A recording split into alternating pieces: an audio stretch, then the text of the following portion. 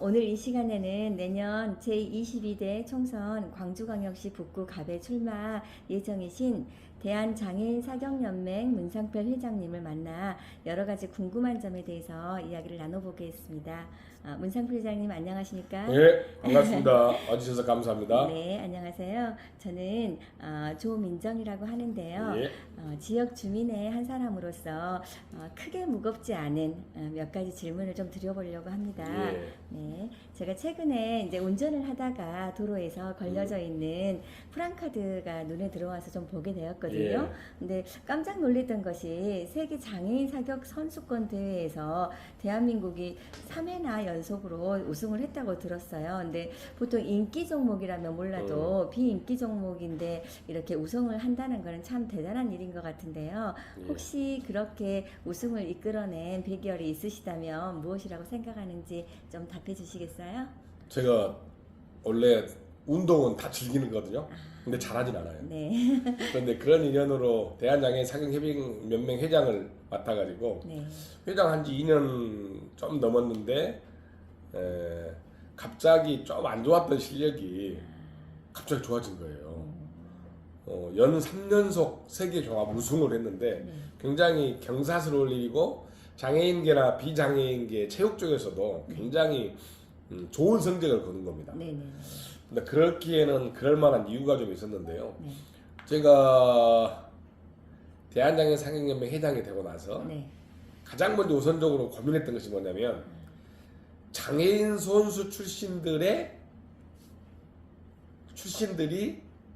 많이 있을 거 아닙니까? 네. 그런 분들이 감독 코치를 해보는 겁니다. 네. 그리고 두 번째는 그런 분들이 선수 출신들이 행정사무도 한번 해보는 겁니다. 물론 이건 말이 안 되는 이야기입니다. 다른 종목에서나 또 다른 당연히 체육 종목에서는 있을 수 없는 일인데요. 저는 오자마자 감독 코치 그리고 사무국장을 선수 출신으로 완전히 다 바꿔봤습니다. 그랬더니 굉장히 우려를 많이 했어요. 그게 가능하겠냐. 그리고 해외에 가거나 어디 갈 때는 비장애인이 짐도 들어주고 해야 되는데 그게 가능할 수 있냐. 그런 의구심을 많이 가졌는데 웬걸 장애인 선수 출신이 감독 코치를 하다 보니까 정말 장애인 수업을 잘한 것 같아요. 가려운 부분도 잘 가려주고 긁어주고 또 아픈 부분도 잘 인정해주고 장애인 선수도 휠체어 탄 장애인 선수들은 다리 떨림이 심합니다. 다리 떨림이 이렇게 흔들려가지고 정작 총을 조준해가 쏠 때는 실수를 한 경우가 있거든요.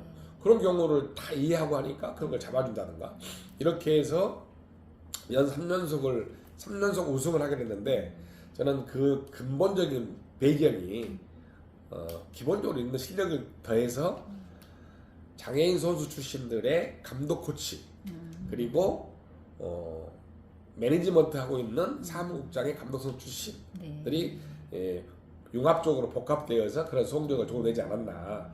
순전히 성과는 감독 코치들 또 그걸 했던 선수들에게 있다 이렇게 생각합니다.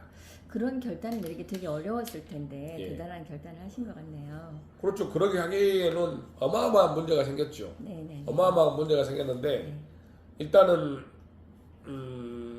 기득권 세력들이 있을 거 아니에요. 네네네. 기득권 세력들이 그렇게 변하는 모습을 전혀 이해를 못하는 것이죠. 네. 기존에 있는 세력들 다 있는 것이니까.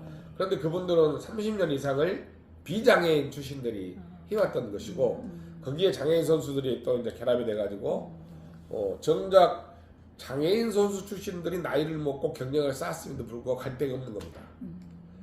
그렇기 때문에 기존에 있는 기득권 세력과 한번 싸워서 이렇게 한다고 하는 것은 상당한 용기가 필요했고 또한 그걸 그렇게 해결하려고 하는 의지가 없었다면 불가할 일이죠. 고생이 많으셨네요. 네. 감기가 확 오네.